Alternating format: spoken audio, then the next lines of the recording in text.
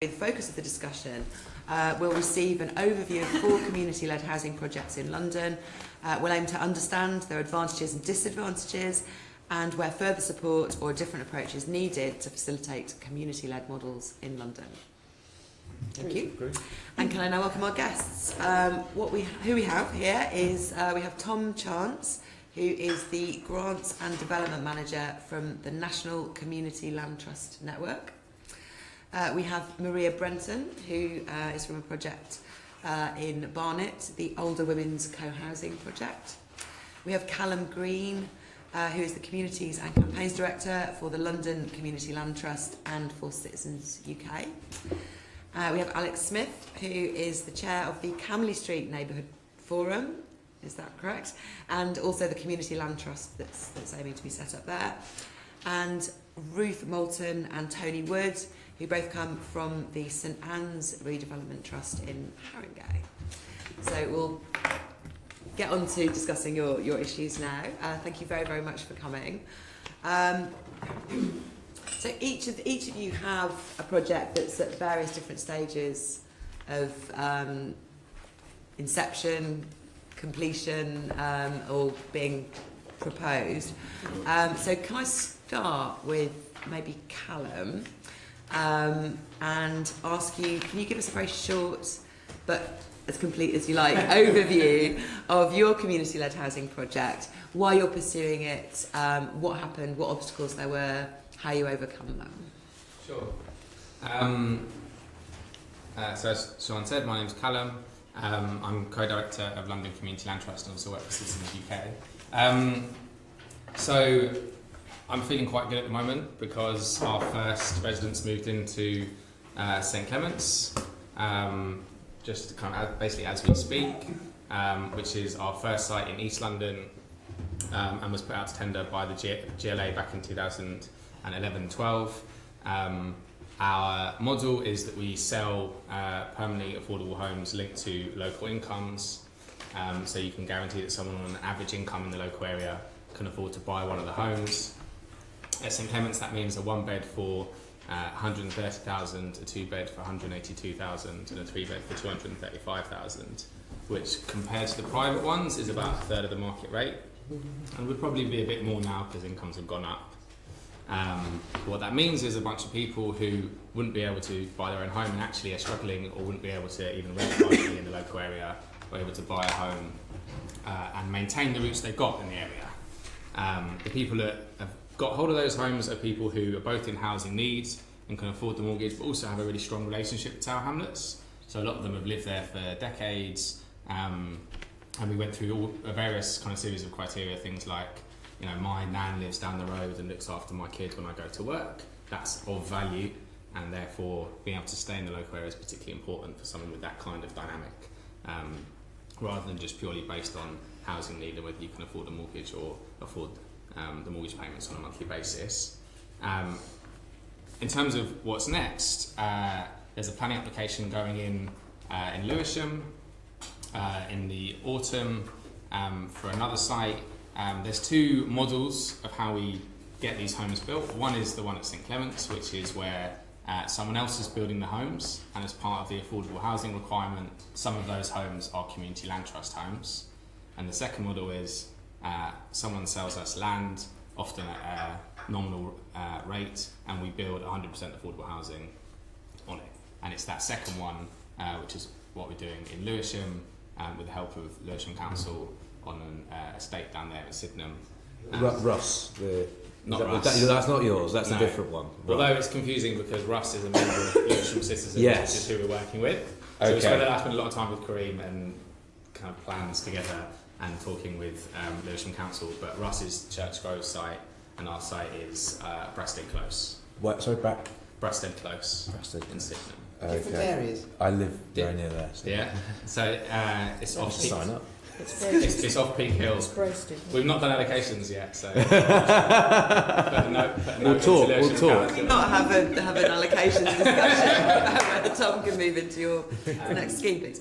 Just in terms of the kind of short overview list here, the way we are getting Brasted Close off the ground is by running a community share offer last summer, which raised £500,000 of investment from a range of people investing 100 quid to kind of social investors raising investing 20, £30,000, and that allows us to have pre-development finance to draw up plans for what we'll do with the site.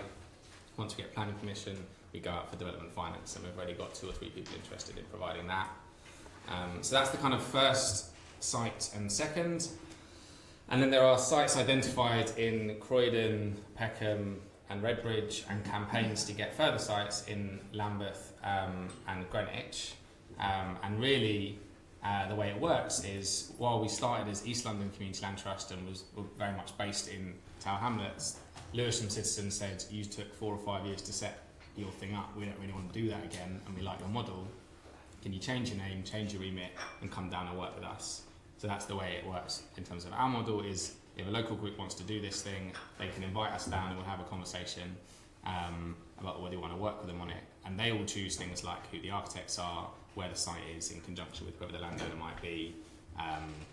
They'll lead on allocations in terms of those conversations with us, and there'll be a kind of resident management strategy. So there'll be a bunch of decision making, decisions devolved down to whatever that local group is.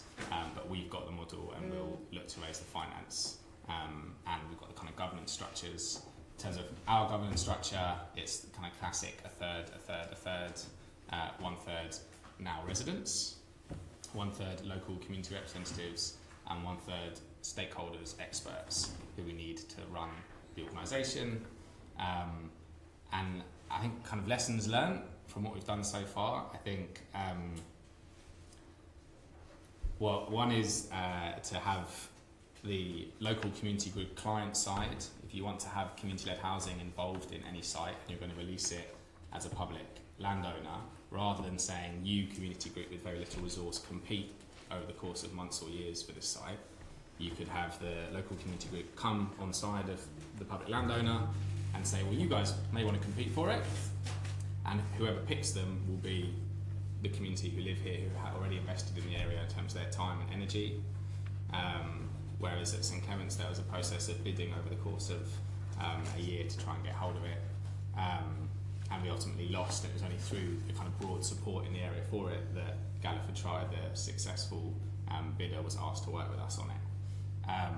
So I think rather than having local community led housing organisations compete for land, to kind of bring them into the process and work collaboratively, can save on resource and time and energy. And that's certainly something we learned in Lewisham. So Russ had to go through a full OG process in order to access their land, and that cost a lot of kind of time and energy. Can you explain what that is, please? Yeah, so it's European, I mean, other people know better than me, but my understanding is it's European regulations about how you can release of public assets. And so you have to pay best value and prove that you're getting best value, and often that's misunderstood to be the most amount of money. People have shifted to doing it about best value in terms of what it provides for people, but it's also quite a long, as everything often with EU regulation is, quite a long process, and so trying to do that as a community organisation on your first site can be quite difficult.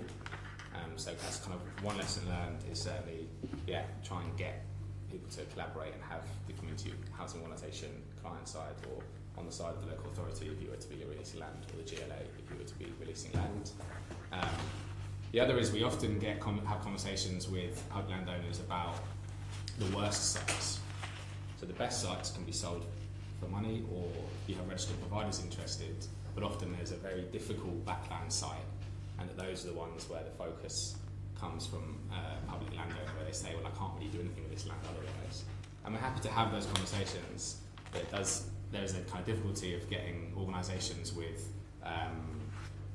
shorter track record doing the most difficult sites in any particular place. And I guess it'd be interesting to have a conversation about what's the best site that we have, and what would community housing on that site look like. So kind of level of ambition. Sorry, So Tom. just to clarify. sorry, I don't want to interrupt you. Maybe we have the same question. Oh no, I just wanted to go back and just clarify. It's St Clement's, your CLT St Clement's, 3 beds, 235k. Do you know off the top of your head what the average house, the average 3-bedded town, how much it costs, or? Well, it'd be 3 times as much as that. About 3 times as much. Thank you. Yeah, roughly. And then So it's a third. It's a third. That's the third. Yeah, Right. so it tends to be between a third and half of the market rate. And obviously it's permanently affordable, so that person gets the home, which is genuinely affordable, but when they sell it on according to local incomes again. Yeah. So it's affordable in perpetuity, so they don't make a huge amount of money off it. It goes up in line with incomes. There's a floor, so you can't lose money on the home. And they sell it on through the Community Land Trust, who will allocate it to someone who needs it again. This is what my question was going to be a Yeah. second ago. Can you explain basically who ends up owning what at the end of this process of setting up a community land trust and what the conditions are? So the models will all be slightly different. At St Clement's, the land is given over to a community foundation that will own it. London CLT is a head lessee. Normally on a CLT, those two things will be the same. So you just have the CLT will own the freehold or the head lease, and then the purchaser will have a 125-year sublease bought off us. And then within that lease, it says there's a resale price covenant which says when you sell it on, you have to sell it on according to incomes again. Local incomes again. But in your case, they have to sell it back to the CLT They first. sell it through us. Yeah. They sell it straight to the other person, but we allocate. We say who they sell it to. Okay. And that means that they're buying a home rather than an asset. It doesn't appreciate in value in that way. But the monthly mortgage payments are significantly less than private rented sector would be, which is where they'd be living otherwise. So there is scope to save up money on a monthly basis and go out and buy in the open market if they were that way inclined. But generally, we expect people to stay there for a long period of time because they're getting a home rather than an asset where they kind of want an asset jump from year to year. Okay, great. We'll get supplementaries from all the members at the end of this, if that's okay, because I want to make sure we have time for each of the groups to tell their stories. Can we move on to Maria Brenton from Older Women's Co-Housing? Can you tell us about your project, please? Right. The Older Women's Co-Housing Group is in existence. It came into being at the end of 2016 after 18 years of work and gestation.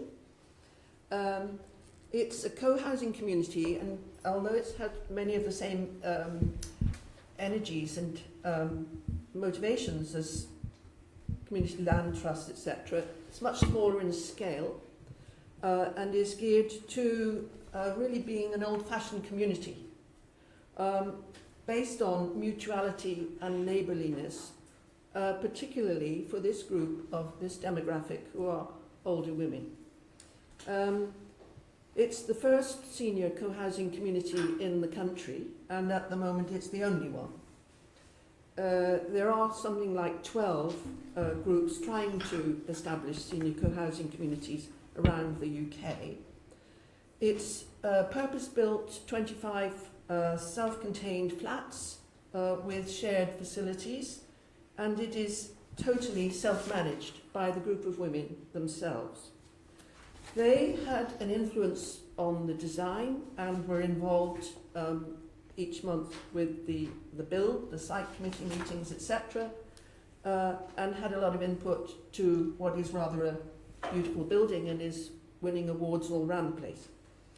But the more important aspect of their development is the social architecture rather than the physical, because they have built a group that is self-managing, self-sustaining, mutually supportive, and they hope to not remain the only senior co-housing community in the country, but to provide a model for other older people to emulate. It was forward funded by the Hanover Housing Association and it's mixed tenure. The problems that it addressed, really, which I won't rehearse, just mention really, the rapid ageing of our society. Sorry, sorry, Chair. When you say mixed tenure, could you just say... Sorry, yeah, can we possibly wait till she's... Okay. Is that all right? You can say that I'll up. probably have forgotten it. No, I've already wrote that down. Thank you. Sorry, just trying to make sure people get to tell their 2/3 story. leaseholder and 1/3 social rental, proper social rental. It's a response to the rapid ageing of our society and the increased tendency for older people to live alone. Among older women over 75, 60% live alone. The older you get, the more likely you are to live alone. There is a huge cost to the public purse of isolation and loneliness and the consequent ill health, self-neglect, depression of older people as they get frailer and less mobile and make demands on health and social care. I would argue that there is a huge best value argument if you take value across the board and not just in terms of money, the point Calum made. If you did social accounting, you would see that encouraging such models which intend to keep older people happier, healthier, more active for longer would bring great savings to the public purse and particularly to the health service and to social care. There is increasing demand among the old for this model of housing. We had some BBC exposure before Christmas. We had 400 emails from women wanting to join the waiting list or to be told how you did it. And our own work over the last 18 years has increased the brand name of co-housing so that older people now are Googling for a co-housing group near me rather than having to be introduced to what the notion is because they understand it, they like it, they want it. They don't like care, going into care. They do not like sheltered housing. They do not like settings where they lose their autonomy and their right to make decisions about their own lives. So the difficulties that we have encountered over those 18 years, I would sum up as an unreceptive culture. Unreceptive to self-help, unreceptive to self-management. Local authorities and housing providers are not used to listening to the voice of the end users of any housing development, except when they get to the marketing phase when they're smoozing all over them to get them to buy. But there is a very strong voice among the community-led housing movement for people to have some say on where they will live and how they will live. We have experienced over the last years, partly because the group was always mixed tenure by choice. We needed housing association support, and we've been through about 8 or 9 housing associations in that time. For a while they were interested in us, we were sexy for a few months, and then they lost interest. The site in High Barnet, which was bought for us by Hanover, is the 4th serious site. The others have been lost. So it's been extremely difficult to keep the group going over the years against an unreceptivity in the public sector. In terms of moving into Barnet, I think Barnet Council delayed our project by at least 2 years. We were told informally at the very beginning that they didn't want older people moving into their borough because they would make demands on their health and social care budget. They could not have made such a remark in relation to 26 individual women over 50 moving into the borough. But we had a lot of blockage from people in middle management who kept saying to us, we've got sheltered housing, we've got almshouses, we don't need you. So it was a big fight. But we won in the end. And I see in the Barnet's housing strategy that they would like another co-housing project. Not that they've been to see ours yet. So it's the lack of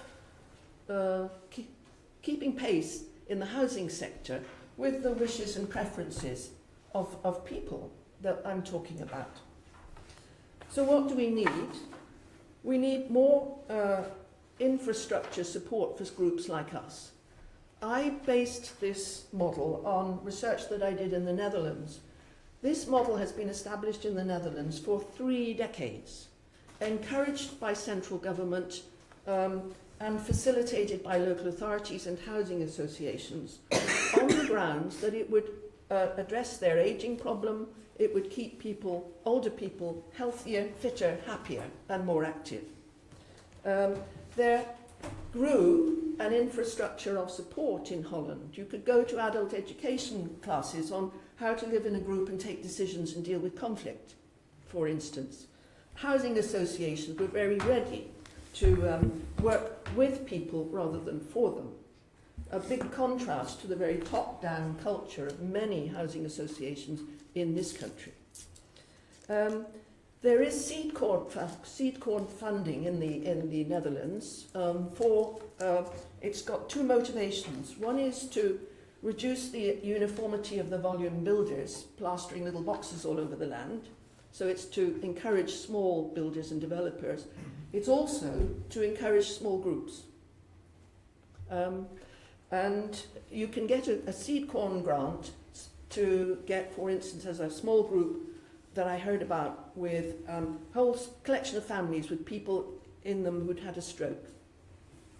And so, Tom, I think we might have a I'll cover it at the end. question about the finance. I was Okay, cool, that's indicating, yeah, fine. to cover it at the end. Okay, Yeah. can you tell us more about how you got the money together for your project? Well, Did you get as I grants said, at the beginning? Hanover forward funded and bought the land, funded the development, then 17 women sold their homes and bought the flats, and a small housing association is the landlord for the 8 social rental flats, which we have had a huge amount of help with funding from the Tudor Trust, which really wanted us to happen. So Hanover is sort of relinquishing its role in the whole development now, and yeah, we're carrying on on that basis. And the ownership structure now is partly housing association, but they're moving. Yes, the freehold is held by a small housing association, Housing for Women, because Tudor Trust asked for that as a sort of guarantee for the future. Actually, Ouch, the Older Women's Co-Housing Group, is the superior landlord by some legal chicanery. And we do the allocations for the social rentals. Barnet has no voice in this whatsoever. They were unable to require us, because of some feasibility study, to have social housing, and the planning committee was rather puzzled as to why we were demanding it. But we have agreed eligibility criteria for the social rentals with the Tudor Trust and with Housing for Women, the small housing association that is landlord. And there is no distinction between the tenures in the life of the group. They have set up their own procedures of governance. They have an elected management committee, which I was at yesterday. They bring back issues for the general meeting, which takes decisions by consensus. They have a whole series of work teams. There's a garden group, there's a cleaning group, there's a procurement group, there's a finance group, a legal group, communications group, etc. And that has just carried on from before when they were building this virtual community, and has always been a means of building the social solidarity within the group that is making it the success that it is. Thank you. I'm sorry we will have more questions for you in a bit. Go on. Is it a point of information? No. I've got just a few specific questions about the scheme. Is that all right? Yes, but we do need to move on to. I was going to try and save all the supplementaries for the end, because some of the different aspects might apply to different ones. Is that all right? That's Sorry, fine. I tried to. That's fine. Can we move on to the Haringey start group? I know you're at a very different stage. Can you tell us what you've done so far and how that's going and what you plan to do next? We're going to do half each, and we won't take longer than anyone else, we promise. Thank you. Just to explain the scheme, the mental health hospital in Haringey is needing to sell 2/3 of the land on its site so it can redevelop the rest of the hospital. Most of us in Haringey want to see that hospital redeveloped because we know people that have used the hospital, and we totally support the hospital being redeveloped, and we want them to get the money to be able to do it as quick as possible. When the land came up, some of us thought it would be good if we tried to have some form of community-led development on that site. We held consultation, about 40 people turned up. it was amazing. Everyone said we should own it all. And there was no disagreement between everyone at that meeting, which through some of us who had called the meeting, we then took it to a survey. We got 350 replies by doing street stalls and an online survey. Again, there was huge support for a community-led development for the whole site. And we did ask people about should we have a little bit of it or the whole thing. Most of the local people, and myself and Ruth have lived in Haringey for years, most people wanted the community-led development to take the whole site. It's presently got planning permission for 470 homes on. It took a lot for the health authorities to get that through because there was huge opposition. No one wanted more than 470 homes. We have paid architects to put together a master plan, which is this. And in our master plan, we're suggesting 800 homes that is community-led. And everyone, nearly everyone in the community, totally supports that higher density if it is affordable houses for local people and run by the community. And it's amazing how we got it through so quickly. Even within some of the most, I was going to say extreme opposition, they're happy to have the discussion. So at the moment, we've employed McCraven Lavington. We crowdfunded 25,000 to put this master plan together.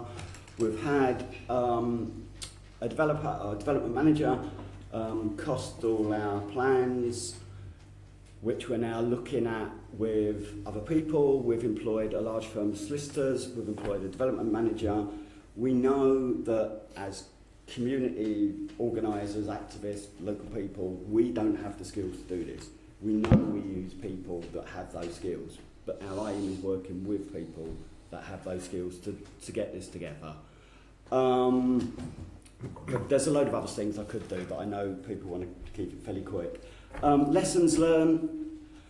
I think it's a steep learning curve, and it's been really difficult to find the right people to speak to early on. It took us ages, and you speak to one person and then go to the next person and the next person, having somewhere where you could just go to where someone has all those answers. And we went and spoke to Calum from East London, or East London Community Land Trust as it then was, and they gave us inspiration. But it's difficult to find the people you need to talk to when you haven't been involved in it. So it's a huge learning curve. I suppose another lesson learned is I use the term people in authority fairly loosely, but are supportive, but a number of people just don't think the community can do this, even though we're using professionals who have done it. So convincing people that the community can be involved is incredibly difficult. The community just love being involved. So many people, when we do street stalls, so many people just stop and are really passionate about the whole project. Loads of people are like, when can I move on now? A large number of people are actively involved in doing it. So, but also the other thing is the enthusiasm people have when they see that local people are doing it and they have a say, and it's not a developer over here building houses. It's actually their neighbours and their friends and people they're meeting on the school gates that are making the decisions, and they can be part of that. And just seeing people who feel really inspired because they feel part of it, it's just, I'm just really passionate about that. On the points down here, barriers to future progress, us being taken seriously, us not getting the land, and finances are always a big problem at all stages. I'll finish there. Ruth was going to talk about some other bits. Thank you. Tony didn't mention the model, so we hope to build a community of some 800 homes, and our intention is to have about 75% of the homes as rental, and truly affordable, truly secure rented properties in perpetuity. So social. Social, yeah. And about 25% of the homes that the community would control would be sold at intermediate rates, and similar to Camley, there'd be strictures that if they're sold on, then they come back to the community, and they stay affordable, and affordable again based on a third of median income in some way. We're still talking about that. One of the things we want to do is show that good rental cuts out the need to purchase your property. If it's good quality home, secure, affordable, then you don't need to buy. Tony touched on finances. It's certainly been a problem. As Maria said, there's a real lack of seed-corn funding in the UK. We have managed to raise about £60,000 through donations, crowdfunding, and some small grants. We just heard last week that we've got a grant for £50,000 from Tudor Trust, and we're continuing to fundraise. We need that in order to employ and pay our professional team, because we can't do it on our own. I do want to say as well that we've got something like 30 or 40 over the time active members of START who are putting a lot of time into the project, and that's not costed. You know, many of them are professional, and if you were to cost out their time, that would be a huge input as well, and we couldn't do it without it. Our current structure, and this will change when the site is built and there's a community on the site who will manage and have control over the management of the site. So currently we have a membership made up of local people, organisations and individuals who have an interest or live in Haringey. They elect 12 directors.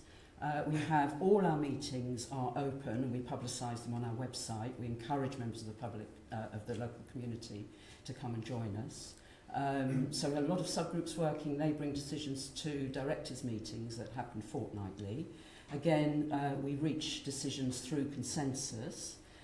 If that isn't possible, then the directors have a casting or deciding vote.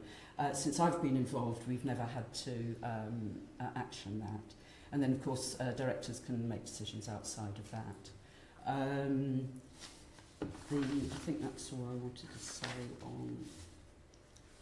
Yeah, we've got, so membership, so local membership at the moment stands at about 150 individuals and some 40 organisations. We've only just opened it up to organisations. But we also have a supporters list of some 700 local people who get our newsletter and, of course, can join in. So we do have big local support.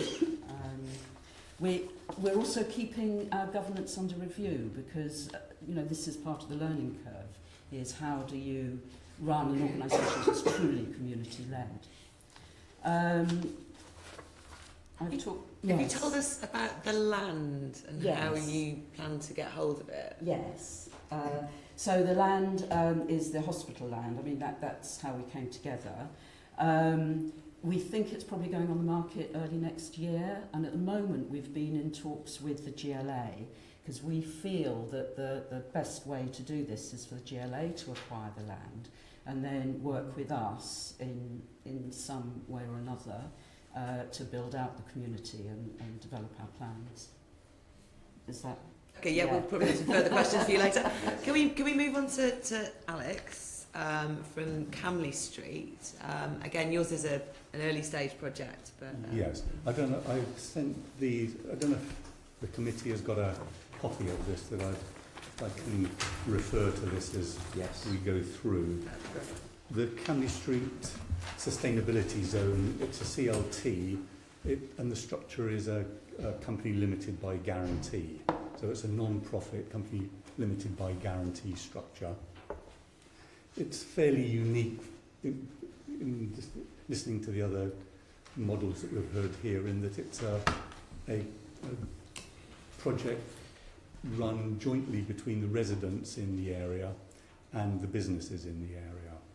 So it's a joint project run by the community within the Camley Street Neighbourhood Forum.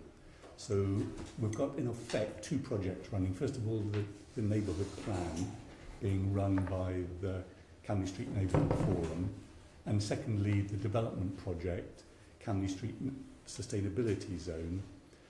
These two are working together to make sure that the neighbourhood plan and the sustainability zone are delivering and aim to deliver the needs and requirements both of the communities, both the resident community and the business community. So we've been working from about 2013 on this. We're planning on 3 major phases in the project. The first one will deliver 625 houses.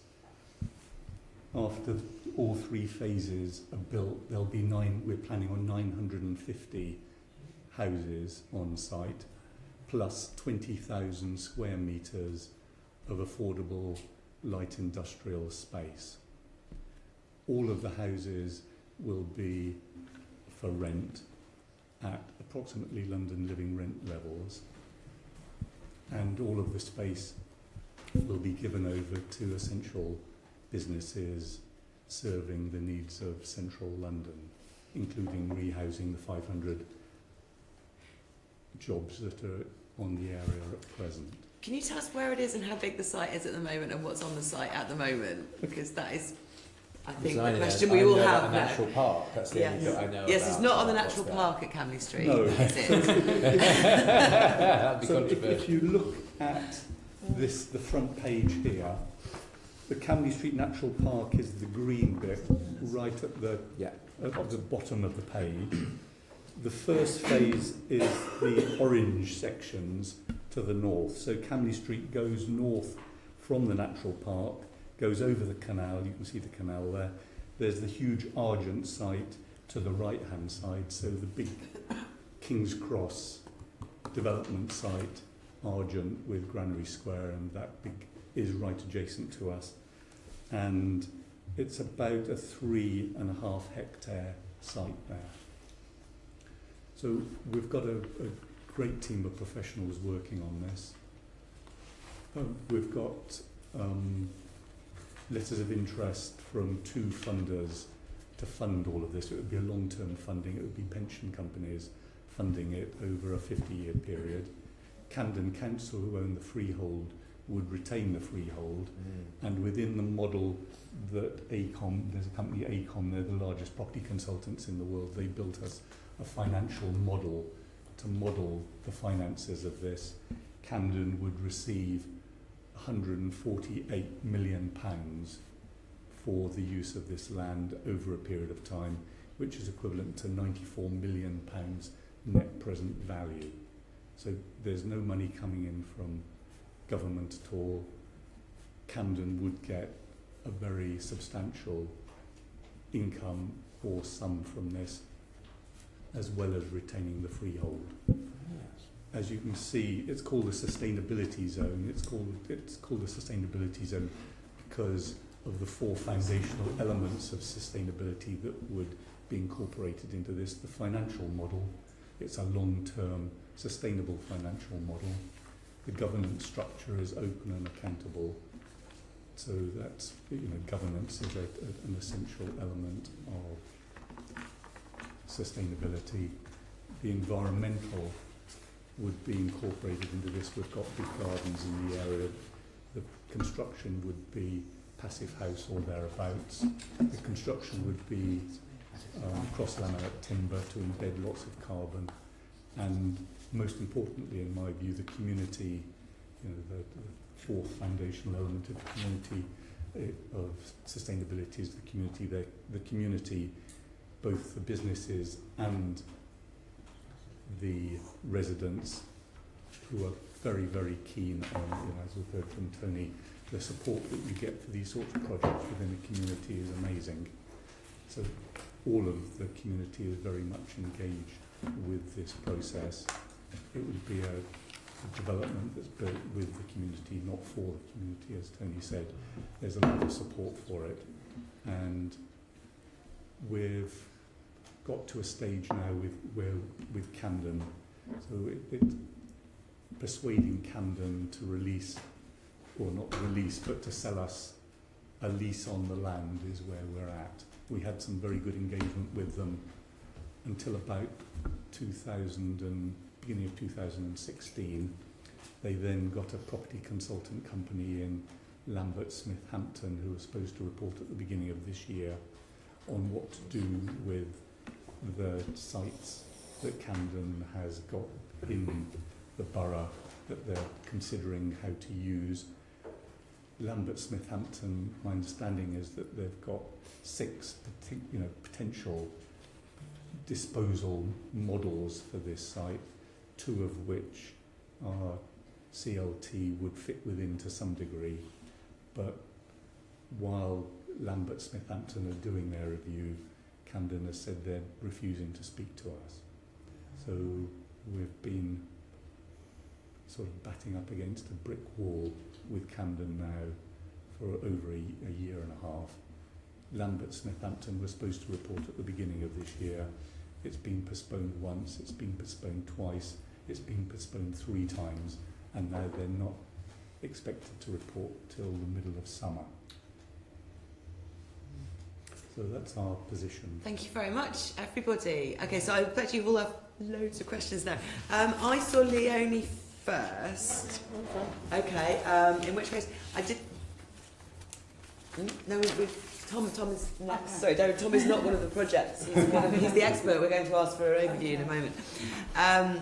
Sorry, Tom. You've been built up. We are coming to you. Then I saw Susan and David put their hands up a while ago. I think while one of the other groups were talking, and then I'll come to Tom and then Nikki, if that's okay. Okay, first of all, I'm not on the team normally, and I don't know a great deal about housing, but I've been so inspired by your various tales today. And I would say to you, Tony, I think that the reason often that the residents are inspired is because you are so passionate, and it is very, very infectious. I'm particularly interested, I've got 2 questions, if I'll be quick. Older women's co-housing. Do older men do it as well? You said, I think, that there are 12 other groups, because it's so important that there are older men out there as well as older women. Do you know if older men get involved in this? I've been trying to encourage gay men's groups, because it's particularly needed for older gay men, but not as far as I know. The other groups in the country are mixed gender. There are men's groups in Holland and Denmark, but it's something that men seem to shy away from on their own. So it's something we should try and encourage men to get involved with as well, because Certainly, for all yeah. the reasons you said, I think it does save boroughs money as well, so it's brilliant. One of the main questions is, how do you decide who because obviously there's a real benefit to all of these different projects. How do you decide the criteria that you need for somebody to tick those boxes, because there must be far more demand than supply? Is it transparent for all of you in your different ways, or is there a universal way of looking at this? Anybody really, you've all got to decide who gets these wonderful properties, and I want to know really what is it that makes you choose that person and not that person? So we're going through quite a long discussion within the local area about how we make choices. Some of the houses we want to be houses that local authority has nomination rights on. Some of them we want to be private rented. With the private rented and the, let's call it, intermediate sales, along the line that Calum was talking about, at the moment the discussion within the local area is some sort of income level and then maybe other criterias. And what people really like is the idea of an open lottery to decide the people, because people think it's really open, whereas a point system is really complicated and then you have to have an appeals procedure. It's really galvanised people locally that the idea of we have some sort of income level as the main criteria, some other criteria that we're still working on, but then there is a sort of really public lottery for each of the homes. So that's what we're working, that's where we're moving towards. All of this is open with us. You know, we haven't got the land yet. Whoever gets the land, we will have to have those discussions with. But that's definitely the way that local people that are getting involved anyway, really seem to like that idea. Mm. So that's where we are at the moment. Okay, thank you. And to answer your question in terms of a small-scale community like the Ouch one, it's there's a membership process, and people wanting to live there have to agree a core set of values in the group. They also have to be known in the group. The group is maintaining a pool of around a dozen non-resident members, one of whom is in the audience, to come in, participate in the life, come to the parties, help do the garden, do the cooking, etc., so that they are known when they come in. It's, in such a small-scale group, it's really important that people know each other. And so we put a survey out to our members. 192 people replied. They went for a full application process as opposed to lottery. And what that means is people take an eligibility test. So we had 300 people take the eligibility test for St Clement's, where there were 23 homes in terms of CLT homes. And then 109 took the full application, which is you've got to have demonstrable housing need. You're overcrowded or bad conditions or something similar. You've got to be able to afford the mortgage based on evidence of deposit. You've got to have some qualitative relationship with the area.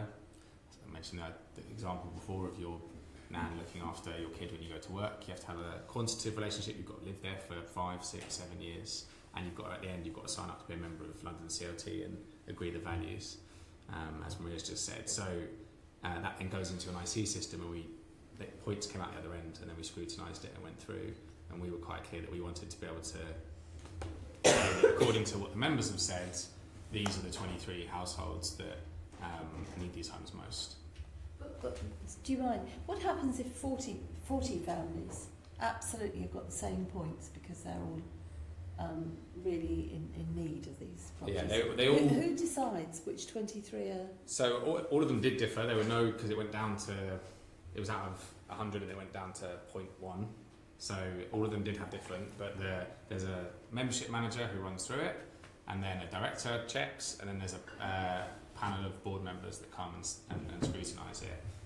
But they all change slightly. There is all the kind of very small differences. And the way we make sure that it's kind of open and accessible is we run workshops all across Tower Hamlets. So we went to people's mosques or churches or schools or community buildings with a couple of computers and said, come and we'll talk it through, and we'll have someone who speaks another language if you can't speak English, and we kind of talk them through the process. But ultimately it comes out with points where there weren't anyone that were exactly the same number of points. So luckily we didn't have that problem, because that could have been difficult. And the policy of how we do that is kind of out and public, and people can go through and look at that, and we share it with any of these guys if they need it.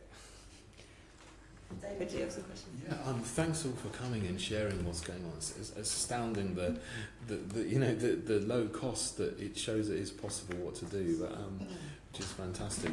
I just had one specific question for you, Alex, from Camley Street, and it's great that what you're doing there is getting homes and businesses together in the same development. But I just one little thing occurred to me to ask is, how do you make sure that the existing businesses can carry on, and that that there's sort of continuity there with what's already there in terms of business?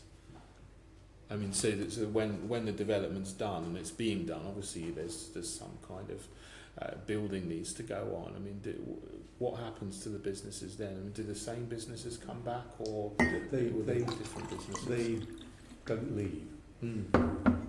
There's, as I said, there's 3 major phases. Certainly the first phase would be broken up probably into 4 minor phases. We'll be expanding the industrial use very substantially. So as we do the first development, then the businesses that are in the second development will move just once to the first development. So, we've already sort of plotted out the route by which this would get done. So each business on the site now would move once to new premises. Okay, so the first phase in your thing is mainly car businesses, isn't it? It says auto businesses. So will they move to a different site somewhere else on the development and then come back, or? There's space just to the north of, there's vacant space just to the north, and there's also a lot of railway arches actually within the site as well. So those car businesses would get housed in that sort of accommodation as the first stage goes. So the first sort of 9 or 10 businesses you find somewhere near the site but not in the site, so they got somewhere to move to, and then you sort of move a few at a time, Yes. It's a sort of a Okay, I just wondered how that works. Yeah, thanks for your answer. Thank you, Chair. I've got a few questions for each of the groups. And it was just wonderful to hear all the different ways that you're doing it, by the way. It's really inspiring. On St Clements, I know there's been an issue with CLTs and mortgages.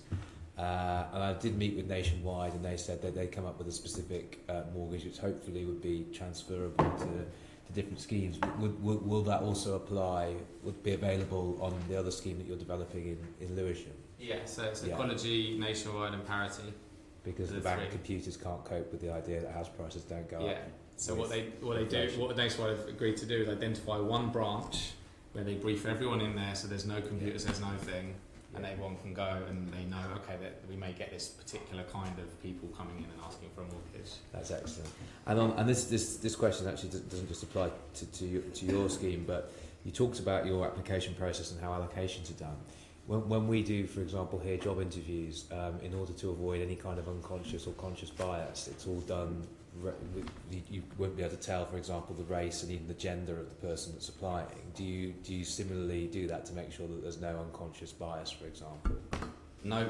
So the computer doesn't have a bias in terms of. But there will be people points, reviewing it at each stage. Check and nudge it up this way and that way. So trying to make sure that it was equal was about getting out there and doing the workshops, and then right at the end we just check the person is who they say they are, not just through references but having a conversation with them.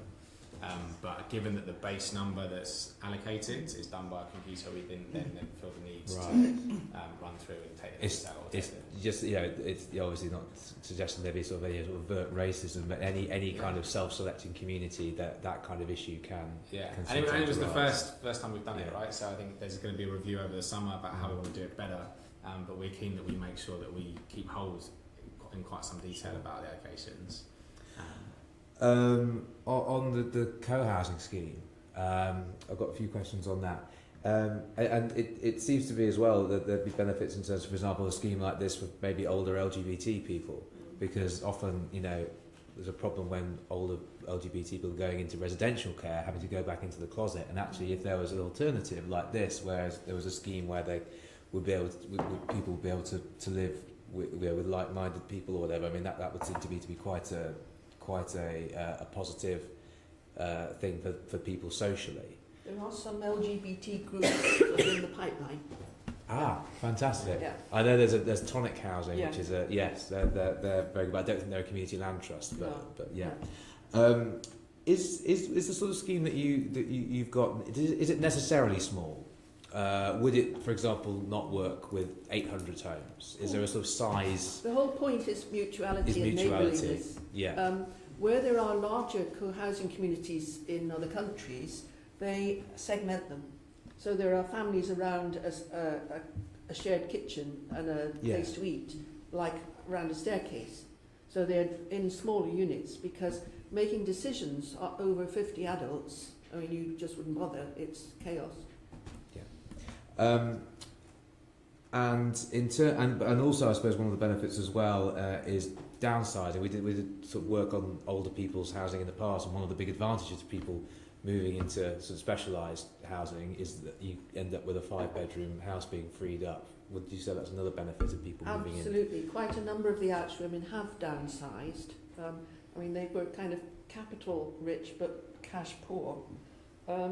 It's a very attractive alternative for older people. I mean, I think what's been on offer, and it's the message of the Happy Report really, what's been on offer to older people, trying to encourage them to right size, is there hasn't been any attractive alternative. small one-bedroom little boxes that people don't want to live in, really. So that's been Absolutely. it's a big lure for older people, particularly as a lot of the larger houses are totally unsuitable for growing old in. Most of the housing stock is unsuitable for growing old in. Absolutely. And in terms of your leasehold properties, do you have a similar system to the CLTs where the price increase is restricted to wages, or is it the open market? It's open market. Right. It was sold on the open market by Hanover to the women. There is a succession policy in relation to people's heirs. Nobody can move into the Arch scheme who is a woman over 50. And preferably, if we can help it, they will be an Arch member already. Yes. But if not, then they have to become an Arch member and subscribe to the values. Moving to Camley Street, I'm interested that yours is a CLT where the council owns the freehold, because my sort of understanding of CLTs was it was necessary for the land to be held by the community. And I'm quite interested to hear that you've got a model where the freehold can be owned by someone else. Yes, we'd take a lease. So right. How long would the lease be? 100 or was it 999 year? The model that we've had done would be over 90. It's a 99-year lease, and after that period, Camden would, the buildings and the freehold would revert back to Camden Council. That's interesting. The leasehold. So it'd be a lease on the land rather than the freehold. Yeah. Because I was thinking that had implications because, for example, we've done a lot of work on TfL land, whether or not, and one of the questions is, could a community land trust work on TfL land? But I was under the impression that because TfL wouldn't release any freeholds, that it wouldn't work on TfL land. But apparently, if we followed your model, it would. Yes. Excellent. You don't need to have there's two models for community land trust. There's either a charitable model, and I'm not sure quite what the governance structure for that would be, but there's also a company limited by guarantee, which ours is, and certainly with a company limited by guarantee, the financial structure is such that we can work on a leasehold, and the borrowing from the pension companies is structured to fit within that lease. So we're borrowed from a 60-year period. If I just jump in, there are other community land trusts that have also taken leases on land rather than taking a freehold. And the important thing is that the trust, including London CLT, the important thing is that the community land trust has that asset in a sense. Leases an asset as much as a freehold in a sense, and that they have control over that, and they're able to determine the terms of that in negotiation with the freeholder. So it's perfectly compatible having a lease. It's better to have the freehold because then the community has that long-term ownership, but if that's not possible, then leasehold is a model that works. Also, it's very much understandable that public landowners would want to retain they can see that maybe it's good practice for them to retain the freehold, and so having a 199-year lease, 125-year lease, 250-year lease is definitely doable and it's practiced.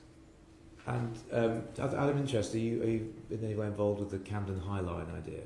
Because it's going to run basically through where you are. I've talked with Simon about it, and we're definitely interested. And I think it is more to bring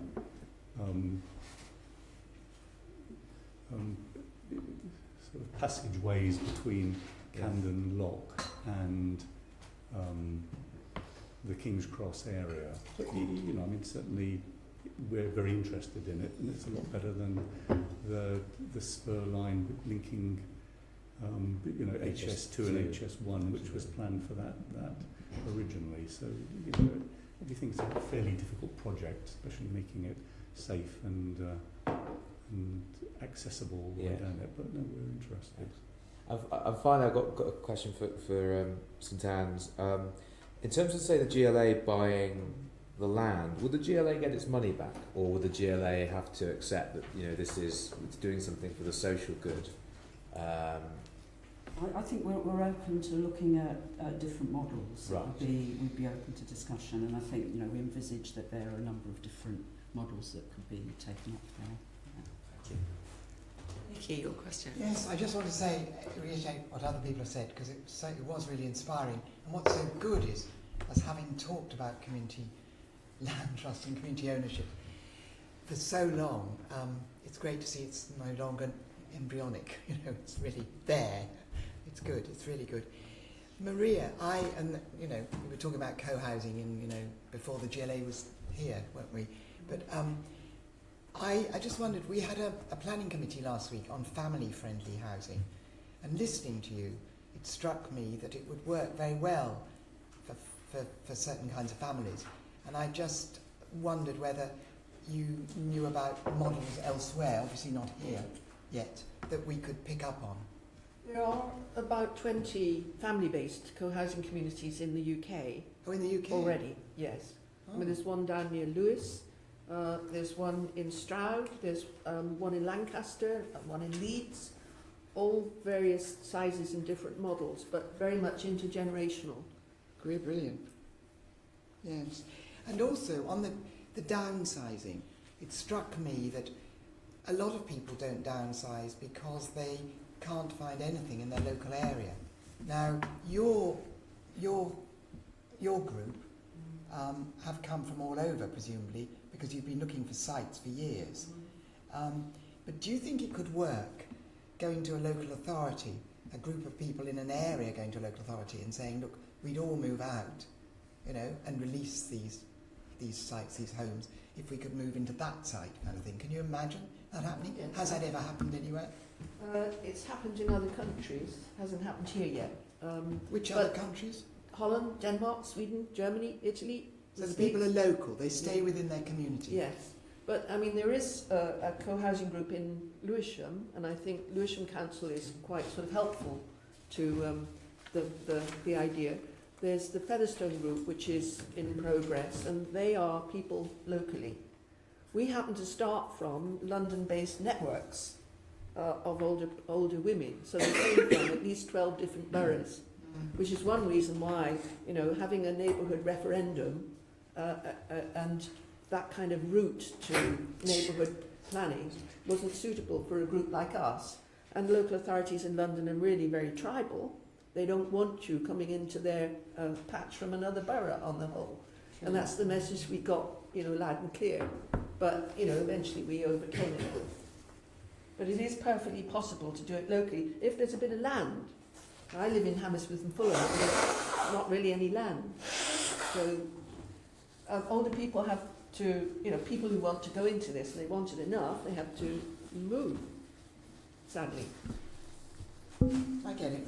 Yeah, it's good. Just going to Camley, the lease. Who collects the rent? Who would collect the rent there? It is a community build project, so it would be Camley Street Sustainability So Zone. it would be? Camley Street Sustainability Zone Limited would collect the rent. And can you just remind me what proportion were going to be social rent? 100% would be rented at about London living rent level. London living rent. So it's 100% London living. 100%. Right. Okay. That's the model that we have at the moment, and that works. Right, okay. And wait a minute, it was St Clement's. So that's Calum. Can you just remind me how the median, you said it was going to be, if you wanted to buy, it was at the median rent, is that right? Medium income. So you figure out the mortgage that someone on a median income can afford. You say for a one bed it's one lot of median income, which in town hamlets for a working adult is around 33,000. For a 2-bed you say it's 1 1/3 median incomes. For a 3-bed you say it's 1 2/3 median incomes, and for a 4-bed, although we don't have any of those at St Clement's, you would say it's 2 times median incomes. So we assume an increase in the number of people earning as the household gets bigger. Right, and the median income is for over how wide an area? For St Clement's it's town hamlets. Our assumption is we do it by local authority, but we would be open to talking about doing it by as a smaller area if a particular borough felt that one part of the borough was very different to another. So long as it's local authority or smaller, we're kind of open to that conversation. That wouldn't be so good for St Clement's, would it? Because it's very rich by, rich and Well, this is why we went with median. So if you go with mean or average income, you get to 42,000 because of Canary Wharf. Yeah. Whereas median takes it right back down. Yeah, that's good. Okay. And can I can I just be reminded, for the Haringey scheme, you said you were going for a very high percentage of social rent. 75. 75? And when you were, in terms of the rest, you were going to sell them at a third of median income? Have I got that right? Yes, So just to clarify, we're not, I know Ruth said social rent, we're looking, at the moment our financial appraisal is looking at London affordable rent levels for the homes. It's not, so we're not basing it on... So the 80% of market rent, or up to... No, £144 for one bedroom, 158. Well, they're benchmarked at social rent. This is the Mayor's new sort of... This is the Mayor's benchmarked thing. at social rent. Because we haven't got the land, we have to make a number of assumptions in our financial forecasts. So at the moment, we're using the Mayor's London affordable rent levels. Which is benchmarked with central rent. Yes. It's actually, in the discussions we're having, people are looking at 1/3 of gross household income for the ward or the 3 wards around the hospital. It actually that comes in around about the same levels as the London affordable rent in Sadiq Khan's sort of proposals. But yeah, so we would ideally like 100% of the homes on the site to be genuinely affordable. We know we might not be able to achieve that. There will probably have to be some houses sold at the open market value, but they could be a number of them sold to something like a co-housing project. It could be some of them are sold on the open market to a house. I'm actually in a housing co-op. It could be that a number of homes are sold to a housing co-op. So although we're saying some of the homes would be sold at open market value, we might, if possible, also look at restricting who they're sold to. It might be local people as well that want to downsize or move homes. Okay, thank you. And who owns the railway arches? Is it TfL? Sorry? Probably TfL, yes. But there's been light industrial in them previously. There was light industrial? Yeah, they're now more or less vacant. They've gone? They're not being really used for anything at the moment. Network rail, isn't it? Yes, probably not network rail, yeah. I've heard that rents are going up in railway arches. But anyway, another discussion. Some of them definitely there are. We should thank you very much for all of that. I think we're going to have some policy questions now that mainly Tom will answer. But if there's anything relevant, please put your hands up and we'll join in. Susan, I think you were going to ask the first question to Tom. These are still to the... We're not going through the other 2 quick ones. No, we were just going to move straight on to question 4, if that's okay. Can I just have one? If you have a further supplementary, that's great. There was just one question I was going to comment on. The developments for the community-led trust and older women's co-housing has obviously taken longer to deliver than a commercial development would. And the question was why? I mean, clearly, Alex, you've mentioned that Camden are really putting a spanner in the works there. Have you approached the Mayor, the Camden Council, have you approached the Mayor because he's particularly keen that these go ahead? In fact, he promised to deliver over 1,000 community trust houses by 2020, but in one of his hustings, he said that he wanted to do this in his first year. Well, he's already out of time on that. So perhaps if you approach him to see what he can do with Camden Council, he might be able to assist, because one of his manifesto promises here is in danger. So that might be something to twist his arm on, so if that's at all helpful. So I'll go straight on to Tom. Do the issues from these projects reflect the experience of the community-led housing sector generally? Are there any other examples you'd like to highlight to us? I think they reflect the experiences of other groups doing this in London and in certain other areas, tend to be urban areas with very high market values and very competitive land markets.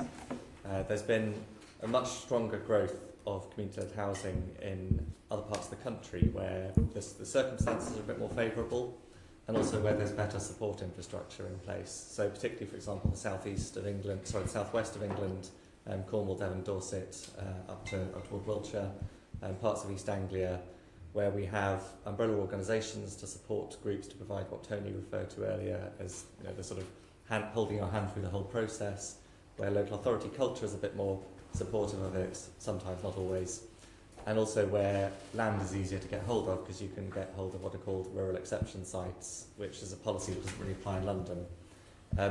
In London, the experience of trying to get hold of land, if you're a group that doesn't have assets and any track record, is extremely difficult, and it often depends upon a public authority taking the leap of imagination to be able to support them, and then that is a common process of trying to overcome the culture in those authorities of what, is this viable, how would we support it, what's the business plan, and so on.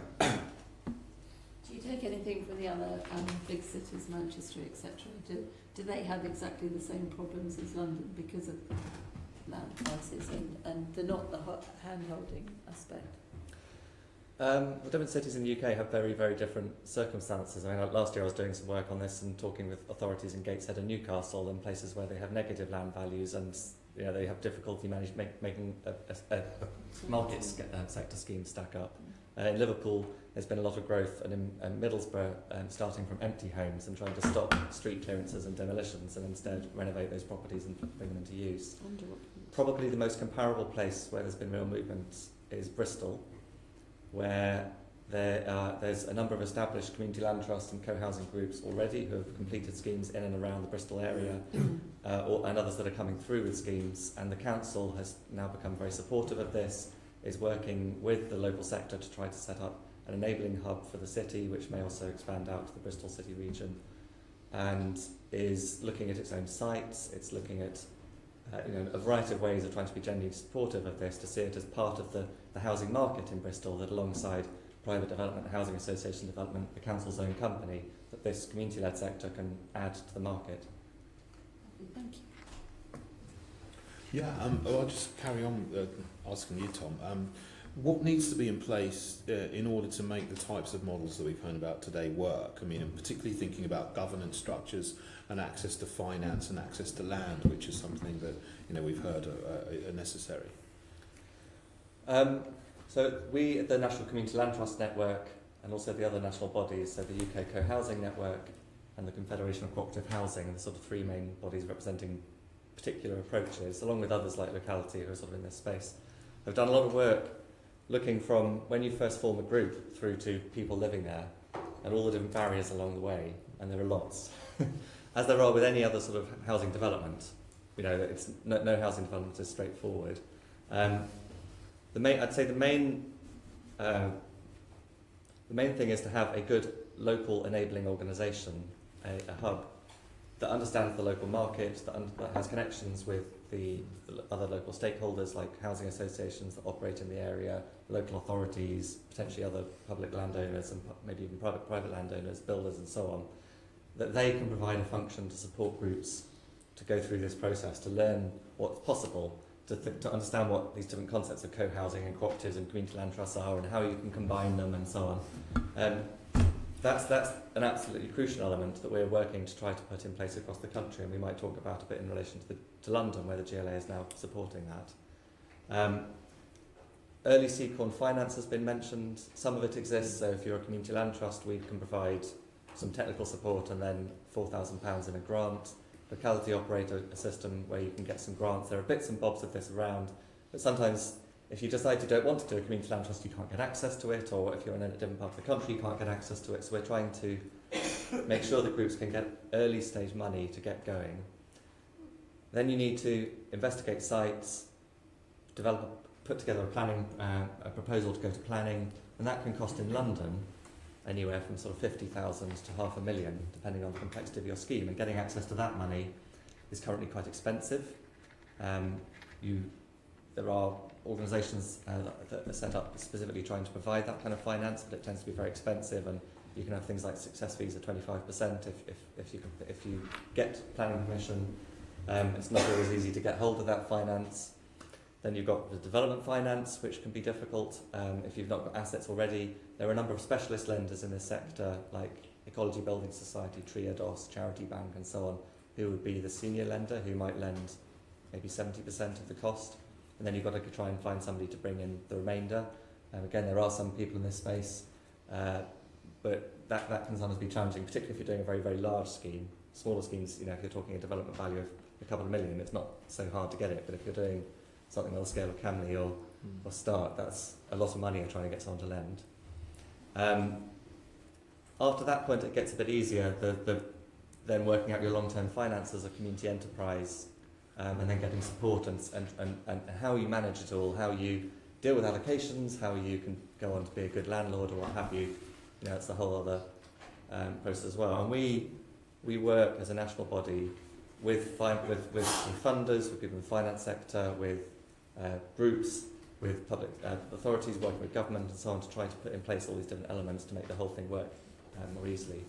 One of the ones that Tom mentioned was mortgages. So I'm working we've done a lot of work to bring more lenders into the space, to try and get Nationwide to help with St Clements, for example. And we're also looking at setting up a mortgage brokerage scheme so that residents have access to a wider range of the market. You know, if they want to move into the space, they don't necessarily just have one option. We're trying to get to the point where a resident can have a wide range of options in the market in order to get a mortgage. So there's a lot. yeah, lots of things. Alex mentioned in connection with his scheme, pension fund finance. Is that correct? Is that something you've seen elsewhere? Is that unique, new, or? It's new because they're not interested in something of the scale of, say, Ouch. It's too small. Even Camley Street on its own is, you know, whether they'd really be interested in putting money into that, whether it's big enough, we're not sure. We're not sure, and they're having active discussions with that, and they've got the support of the developers and others, and Alex might talk a bit more about that. We've also talked about the potential of a portfolio of schemes, which would start to add up to a big enough development value that a pension fund would be interested in putting serious money into it. But that's quite difficult because you've got schemes that aren't quite concurrent and they have to have risks associated with them and so on. But it could be a really interesting one for the GLA to facilitate, is a number of schemes across London where pension funds would collectively be interested in investing in them. Alex, do you have more to say about that? Certainly, what we've been talking with 2 pension companies for funding our scheme. We've had detailed discussions with one of them. Both of them have given substantial letters of interest. We believe that the models that we've got, where they'd funded over a long term, matches very, very well with their pension requirements. Certainly, the chairman of one of the pension companies said that right now there's £5 trillion being invested at negative interest around the world, and that when you look at the sort of scheme we're talking about here, where you've got a very long-term secure income stream, then matching their pension payment requirements with the income stream we get, there's a very good correspondence between these two elements, and the type of the governance and management. Because ours is a big scheme that does cost a lot of money, then this is of interest to them and we're putting time into. Calum, you had your hand up to add something. Yeah, in this country, community-led housing, I think, is at 0.3% of total housing, and in Germany it's 10%. I think the significant differences between those two housing markets is pension funds investing in community-led housing in Germany. But also that there's a kind of two different, one barrier I would add is often it's so difficult to do one, that once you do one, particularly if you're one of them who's going to move in, you then move in and you just want to relax. And there's been an interesting conversation about those that do break through and get that first one done. How do you encourage them to do a second or third if they're that way inclined, which is often the approach to good schools. Is if there's a good school, local authority will go and say to them, do you mind opening up another one? And that would be another interesting conversation which people aren't really having. Tom, do you have a question? Yes, to Tom.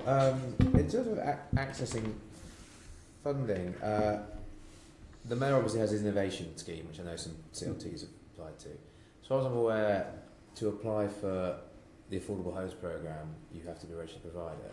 Are any CLTs registered providers, or is that not compatible? Yes, so some CLTs are registered providers. Most don't want to be because the process isn't really set up. It's not really appropriate for such a small community-based landlord. The registered provider status is meant for bigger housing associations. They don't want to go down that route, the bureaucracy and so on. Some CLTs partner with registered providers. So I mentioned earlier in the southwest, particularly in that's been a very strong current, is where there are housing associations that already have quite a good ethos of working with the community, and they can partner with a community land trust to get access to affordable housing finance. Have the HCA given funding? Yep. Has that happened in London yet? No. Okay. No. And then in other places, the HCA, I mean, there was a previous community-led housing funding programme the HCA ran where there was a bit more flexibility on it, and the GLA ought to be considering more flexibility on this, where you can use something like locally approved provider status. So there are local authorities that say, we've done the due diligence on you, we think that you're sufficiently well set up, the regulatory environment you're in is good enough, you've got good governance and so on, and so we're willing to recognise you as a partner in this. There's nothing stopping the mayor doing something similar, is there? Or I'm not sure whether the mayor has the power to, whether it be local authorities, but we've been advocating that that's something the GLA should be doing in conversation with the boroughs. And for example, Leeds City Council has recognised Leeds Community Homes, which is a community land trust, as a Section 106 provider, so that they can go on and provide and take on Section 106 homes. And of course, Calum, London CLT took on the Section 106 component of the affordable homes component of St Clement's. So there ought to be routes to be able to do this. And if you want to unlock innovation, making registered provider status a requirement is just going to stop innovation. It's going to squash a lot of really interesting schemes that would otherwise happen. yes, and I'm just working on the basis that I assume it is the requirement to get the affordable homes funding. The GLA makes it a requirement. The GLA makes it, and actually perhaps we need to look at the GLA, be more flexible. Okay. So, Alex, did you want to say something about your attempts to get grants? Yes, so we have a bid into the Innovation Fund at the GLA Excellent. for our scheme, but because we're not a registered provider, the amount that we can ask for is absolutely minuscule. I feel the mayor's question coming on.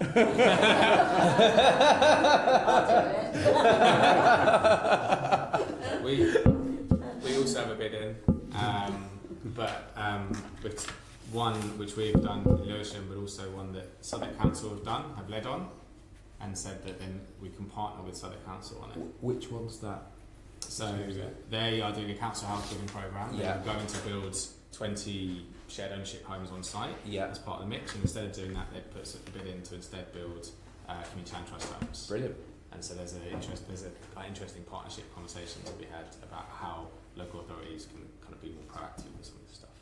I think in terms of the mayor's funding, there isn't some clarity so far on what conditions the government have put on what he can give. Of course. And I think we may need to write to him about that. Actually. Yes.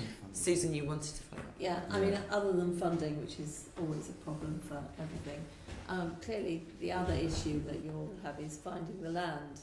I was really interested to your point earlier, Tom, that you're doing the things that you're doing with leasehold. Yes. Given that, would you like the mayor to make available more small pockets of land?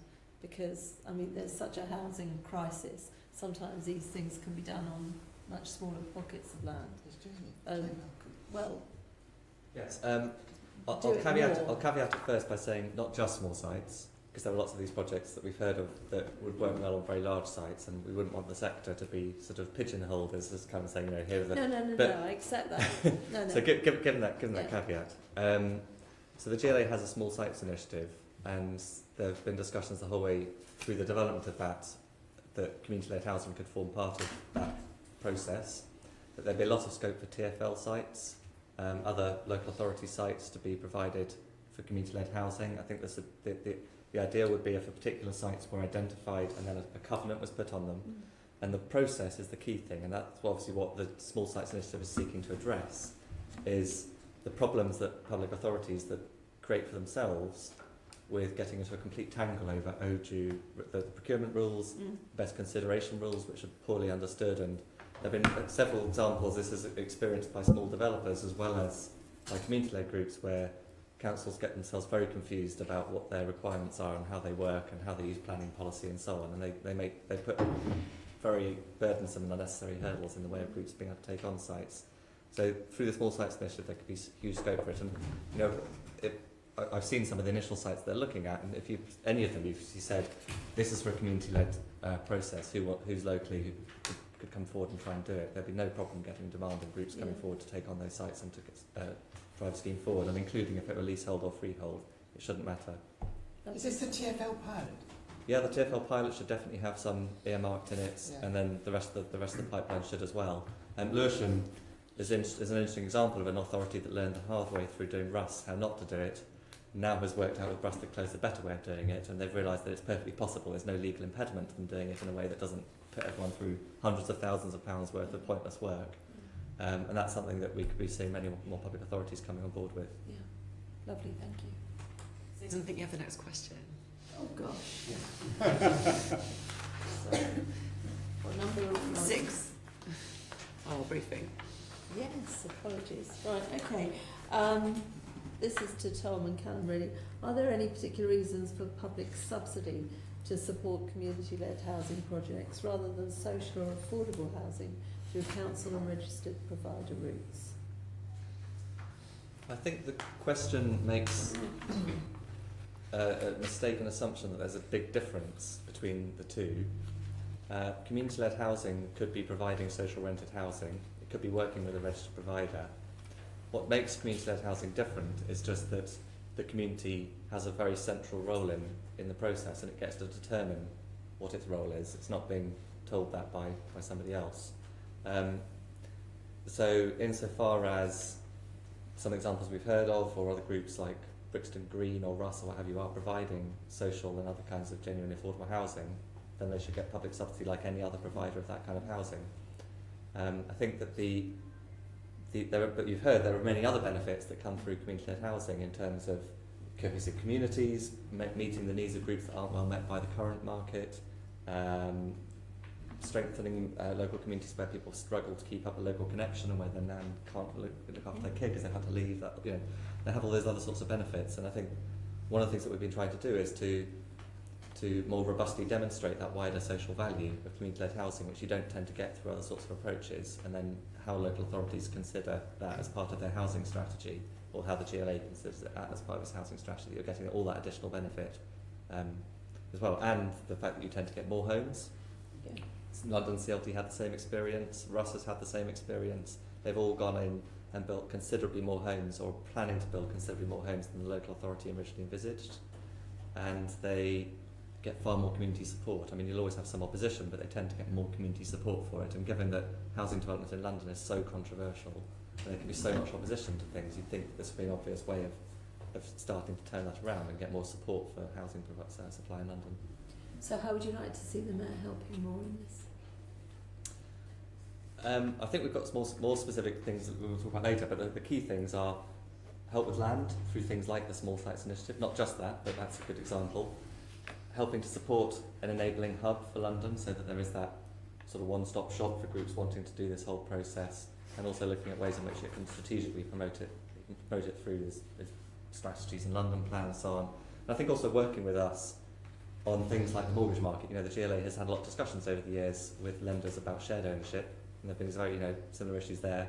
The GLA has a lot of sway and access that they could be bringing us into those conversations, or helping us to deal with some of these areas of access to finance, of access to mortgages and so on. And if it really, there has been a big culture change I've seen in the last sort of 7 years. Now the GLA is much more open to this stuff than it has been previously. And if it takes that opportunity to see this as a major part of its housing strategy, and not just a sort of a funny nuisance or a curiosity, then it can really support growth of the sector. That'd be a good thing. I agree. Thank you. Just to follow up on that one slightly, and then just to move on to the issue of numbers that you referred to. Public subsidy is normally linked with the ability for the local authority to allocate and have control over the allocations. A lot of housing associations in the past used to run their own allocations and did all sorts of weird and wonderful things, but as the amount of subsidy that they've received has kind of gone up and down quite a lot. Don't you think, just to play devil's advocate a bit, although you're talking about the wider benefits, you are also talking about money, public subsidy going to something where the Community Land Trust controls the allocations and goes back to some of the points that Tom was making about equalities issues and that sort of thing. Don't you think that might be an issue? That is a big difference between public subsidy for a community land trust and for other social or affordable housing, isn't it? It's not necessarily a big difference. I mean, you've maybe heard a selection of experiences in this panel where they have had very little involvement with the local authority in their allocations process, so I think St Anne's are having that discussion with Haringey. Some parts of the country, community land trusts have been built where it's just that local people want some affordable housing in their village, and the housing association actually runs it and does the allocations process with some local connection criteria, and they take from the local authorities list as well as through their own process. It's not that different to what you think of as a conventional housing association development. It's for negotiation really, and I think it depends slightly on the character of the group. So, Mama said it more, but she was talking about that they've got particular reasons not to want to just go with the local allocation process, and that's for negotiation with the local authority. Could I also add that, at some point back in our history, the Ouch Group had a pan-London grant from the then Housing Corporation on the basis that we didn't fit in any one borough and that boroughs would be kind of resistant to losing their allocations to a group like us. It vanished along with the Housing Corporation, but it was a good idea. Networks like LGBT networks are not necessarily local. In fact, they're quite unlikely to be solely local, and therefore one local authority is not going to particularly welcome them. There needs to be a pan-London approach as well as a local, I think, and that's a particularly good role, I would have thought, for the GLA in encouraging London-wide groups who don't fit into those criteria. Does anyone else want to add to that? Yes, I'll add to that. First, our Camley Street plan isn't actually taking any subsidy whatsoever.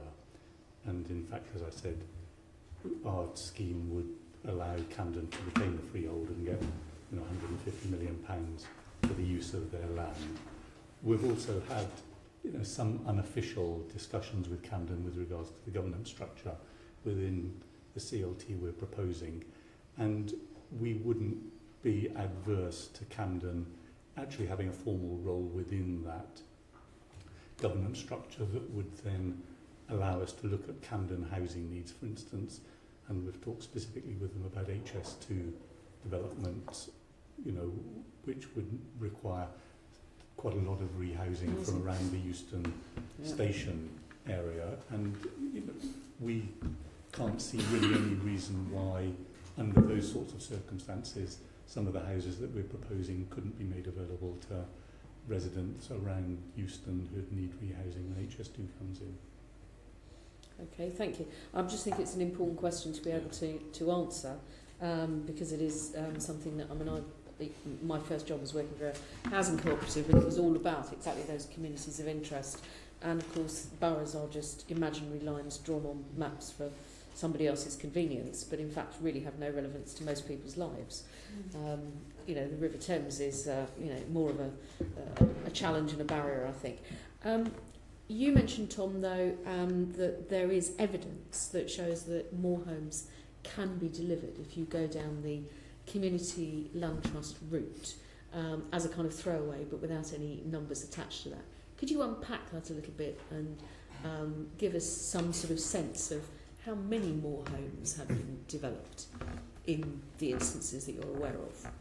Yes. I'm not going to do numbers off the top of my head because I'll get them wrong, but I can certainly send a note to the committee with them. But I'll just very happy to get that afterwards. Yeah. And Calum maybe could talk specifically about St Clements, but Russ, for example, in Lewisham, the local authority was originally envisaging that it would dispose of the site probably to a local developer that would build a few 4-bed homes, and that would be it. And the community got involved, and they looked at it and said, well, we could get far more homes here, and we know that there's a need for housing in the area, and they've come up with a scheme with, I'm not going to give you the number, but many more homes than that, with a mixture of 1-bed flats through family homes.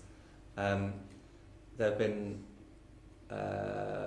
Brixton Green was a similar one where the local community looked at a site which is in the heart of Brixton, and they're quite happy with what's a really quite dense development with 300 flats for rent, they came up with their own way of determining the mixture of rents there, so it's kind of from social rent through to market rent to try and reflect the full mixed community they have in Brixton.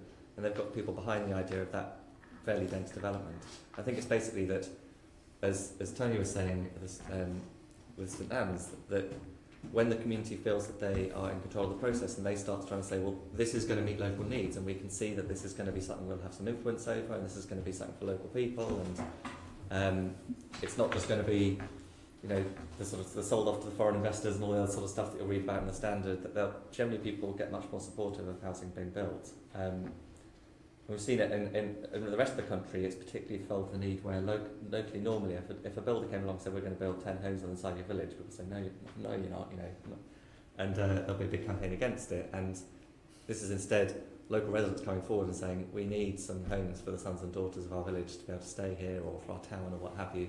And they're getting landowners to come forward and bring sites forward that wouldn't otherwise be brought forward, and they're getting the community to support homes being built that wouldn't otherwise be built. So it's a sort of theme running through this approach. It's similar to neighbourhood planning, where there's some research that neighbourhood plans on average are producing about 10% more homes than the local authorities' plans. So it totally turns on the head the assumption that most people are NIMBYs, they don't want stuff being built in their area. If anyone wanted to add something. You may want to avoid the use of the word sons and daughter, because that does, of course, speak to some pretty hideously unpleasantly enforced policies of the past. So I wouldn't throw that around either. Sorry. I can only talk about our site, but when the Health Authority initially went to get planning permission on the site, they wanted to go for 700 homes. There was huge local opposition. They very quickly got rid of that application and went in for 470, to which there was a lot of opposition to that got passed. When we went to speak to the local authority planning office, they were looking about hoping to get 750 homes on that site. Start has got the local community agreeing to 800 homes on that site if it's truly affordable homes for, as a general description, local people. So Sorry, I'm not quite following how we got from 470 to 800. We talk about the community. Obviously, there's loads of different elements of the community, and it's an overused term, I feel. So I do feel worried about calling us the community, because we're an element of the community, or elements of the community. But of all throughout the consultation we've done, people realise there is a need for their friend. They can see their friends are moving out, their families are moving out. My child's had to move out of London because he wants to be independent and can't live in London. A number of people see their communities are having to move or are dispersed. In all the consultation we've had, people have said, if it is homes that are genuinely affordable, we would accept a higher density on that site and wouldn't oppose it.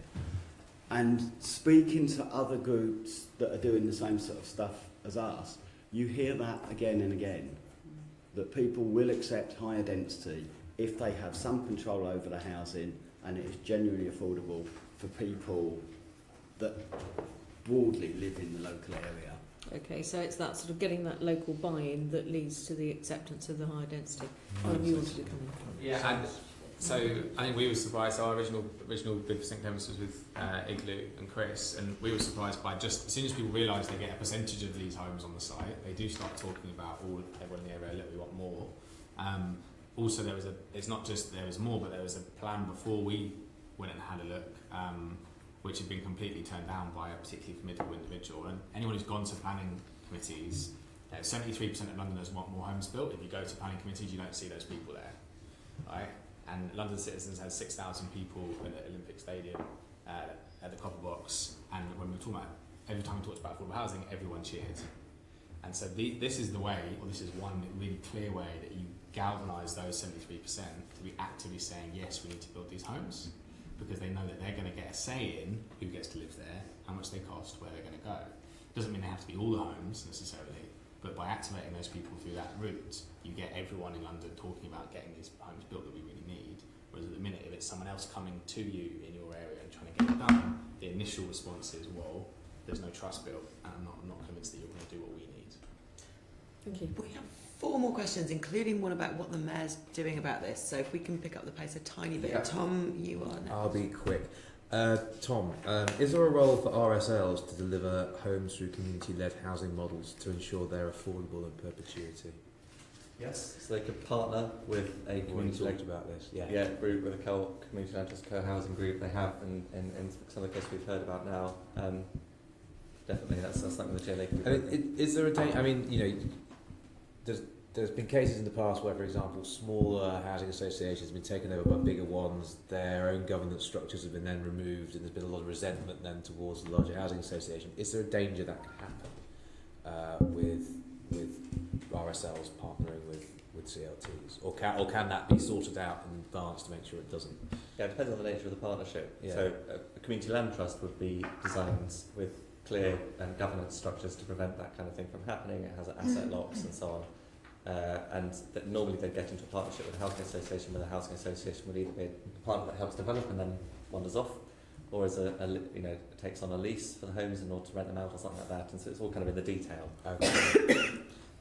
Okay. Unless anyone else wants to comment on that, It is the smaller housing associations that are, for instance, encouraging working in partnership with co-housing groups. Yes. Hasto, Synergy. Hanover, for instance, has brought us to fruition and done very well by us, but they're not going to do any more co-housing groups. I would say, so they're not going to do No, because there would need to be an utter change of culture in Hanover to get on with it, and there isn't. It's a very top-down organisation. Right. It's an aberration as far as they're concerned, even though their business is older people's housing. Yarlington Housing Group in the southwest have now decided they're only going to do development with CLTs. Ah. So they've done a number of partnerships with CLTs in the southwest. They've now said all of their housing association activity in future will be done with CLTs, particularly around Bristol. Interesting. My next question is on right to buy. Is the extended right to buy likely to have an impact on community-led housing, especially in London? I know that community-led schemes are exempt at the moment. They're not quite exempt. So cooperatives have always been exempt from the right to buy. Yeah. Community land trusts that become registered providers or that partner with a registered provider are potentially vulnerable to it. And there's basically uncertainty around this. Right. So the voluntary right to buy, the agreement drawn up with the National Housing Federation and ourselves, says that CLTs shouldn't normally be exposed to it, and that if they have homes that are with a partner housing association, that they wouldn't be subject to the right to buy. And Gavin Barwell, when he was housing minister, said that there was an expectation that CLTs wouldn't be affected, but it's still it's legally ambiguous. Having said that, though, housing associations are perfectly within their rights to turn around and say, "Well, sorry, government, we're not going to do it." So we have worked with Wessex Community Land Trust, which is one of the enabling hub for the large part of the southwest. They've drawn up a clause for leases between CLTs and housing associations to make sure that it's in the lease that they cannot be subjected to the right to buy. And they're now trying to roll that out through other community land trusts that are coming forward around the country, and retrospectively adding it into leases, particularly to try and give comfort to landowners, because I was talking about landowners being willing to come forward and provide land for community land trusts on the basis that this is going to remain permanently affordable for the community. And if there's any kind of a risk that it won't be, the landowners, often sort of country gent stewards of the community kind of people, don't want to give their land forward for this if there's that uncertainty. So we've been lobbying and continue to lobby the government to put it in a ministerial statement or in some way make it crystal clear that community land trusts, co-housing groups, other forms of community housing are completely exempt. Right. Okay. Thank you. David. Right, thanks. Yeah, I'd like to ask about what you think about what the mayor's doing, and I'll ask Tom first of all, and then open it up to everyone else, because he's got something called the Community Housing Hub, and I wondered if you could tell me, how do you think that is going to facilitate community-led housing in London? And what else does it need to do to offer to you to be a success? So I'll start with you, Tom. Yeah. We're not sure yet. I've been involved in a lot of the discussions with the GLA about what this hub does, and it's partly that we know how these hubs have worked in other parts of the country and how they've been very successful at getting a phenomenally, a huge increase in the rate of these groups coming forward and succeeding. But London has a particular particular context that's different, and so we're still slightly exploring exactly what it's going to do. The core of it is basically that the hub should be a business, that it should be able to sustain itself after a period of time, that the GLA is pump priming it, and that the hub takes a group like St Anne's or like Ouch, skills them up, helps them find a site, supports them in developing partnerships, access to finance and so on, and sees the scheme through to completion, and that the hub is earning money by charging a fee for that process which it recovers at the end. And it may also take on a management function. So we work, for example, with CDS cooperatives, which, as well as having their own homes, are a secondary housing co-op, and they provide management services to housing co-ops that don't themselves feel like they could take on management. So it could provide a range of services to the community-led housing sector in London to try to speed up development. And then sort of secondary to that is also potentially awareness raising, networking and so on. Working with GLA officers to to have discussions with lenders and so on and so forth. But the core bit of it is really supporting a group to go from we've got this great idea for a scheme in Croydon through to having the thing built. If we had had such a hub, it wouldn't have taken 18 years. This hub, the idea behind it is to provide a skill set that ordinary groups of citizens don't have. And why would they have them? And to help them on the legal side, help them mobilise finance, help them write a business plan, help them do community development, etc. And advise them on which direction to follow. And I think it's a very good sort of synergy. I think it's a useful part of a community-led housing strategy that the Mayor should have. So I think it helps with what's supposed to be discussed. It might provide opportunities to come up with plans for significant plans for finance, planning and land, but it doesn't directly address those, which are the kind of main, I would say, the barriers that everyone faces. And there's a particular thing about community-led housing about expertise, and so it helps with expertise, but we yet to know how it helps with the other three. Okay. Yeah. And certainly, what I'd hope for this hub would be that it helps. And what, to be honest, Camley Street now needs is lobbying. We need a route back into Camden Council. I'm concerned, especially now, with the situation in Camden with Chalcott, which is an extremely urgent, serious issue. What skills they may have in Camden for managing the sort of scheme that we've got, especially they're going to need, they've just lost 15-20 million pounds from their reserves. The tendency for them to throw up their hands at this site and say, oh look, we've been offered all of this money, we need to fill our reserves, we haven't got any headspace to look at alternative options for it, I think will be increasing all the time.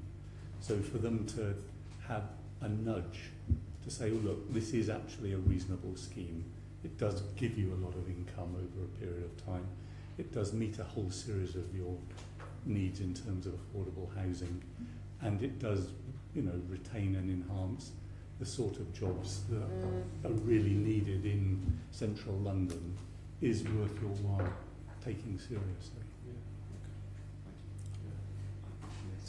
Just very quickly, I guess a lot of us had skills like we know how to find grants, some sort of finance people, legal people.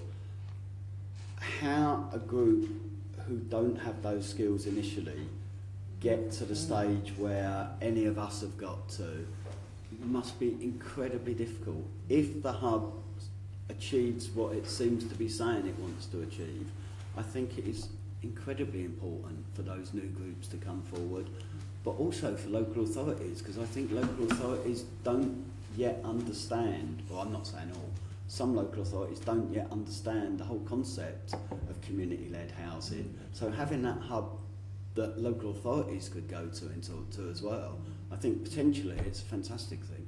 Like you're saying, there's huge room for growth, because I think as Calum, you said it was 0.3% here, but 10% in Germany. So that's another aspect, not just the expertise, but helping the local. And schemes like ours and Camley Street and others are looking to upsize from what East London, London community. Right. Thank you. Thanks. So, Nikki, my apologies. You've got about 6 minutes for your questions. Really, well, some of it I think has been answered. The first one is about the planning and housing Act, which came in the back of last year, and what impact do you think that's going to have, good and bad? And perhaps start with Calum and then go on to Tom. Maybe we should start with Tom and then go on to Calum. All right, Tom. Well, we discussed already the right to buy issue. It's added some further powers from the Self and Custom House Building Act, which could be helpful in that local authorities now have a duty to maintain a register of people who are interested in doing self and custom build, including as groups, and also now to provide sufficient permission plots to satisfy that demand. So there are legal instruments there that communities themselves can use to try to put pressure on their local authority to bring land forward. And that was a sort of not very well discussed positive part of the Act. I don't think it has otherwise a great impact. The much greater thing the government's doing is with the £60 million Community Housing Fund, which we're still in discussion with the government about how that's going to be deployed. But if it could be deployed in a way that sort of contributes to what we've been talking about here in terms of the hub support and access to finance and so on, could be much more transformative. People responded to it slightly sniffly when it first came out, saying 60 million isn't very much in the housing world, but for the community housing sector, it would be very significant. And you can go direct for that. It doesn't have to go through the GLA. The government hasn't yet decided what it's going to do with the fund this year. Last year it gave it to local authorities, and we worked quite hard with the GLA to try to support local authorities in London that received some money to work out how to use it, and some of that's gone towards the hub. We're now in discussion with the government about how it will be designed for the next 4 years. And what would you like to see happen in terms of that fund? We've put forward a sector-led proposal that has 4 main components. So building up the support infrastructure, these enabling hubs, and a training and accreditation programme to go along with them. Revenue and capital funds to get groups up to planning permission and then provide them access to capital to develop without the sorts of restrictions that the Affordable Homes Programme has. And then a research programme, because part of it is that we say we're still not exactly sure how all this needs to work, and we need to be continually monitoring, evaluating, researching it, and adjusting the structure of it all as we go along. So we put that proposal to the government, and we're waiting for a decision, which has partly been affected by the sorts of things that we know. The idea of capital funds until you get to planning, that support, which is really important. It's almost the valley of death equivalent, isn't it? It's really a difficult area. So I like that very much. Calum? So we took advice on the Act, and it doesn't have a significant impact on our current model and the way we deliver homes. I think Tom's mentioned the 60 million, that's the most significant thing. And there's a question about how it gets spent the next time around. We have been part of applying for it in the first round in a couple of boroughs.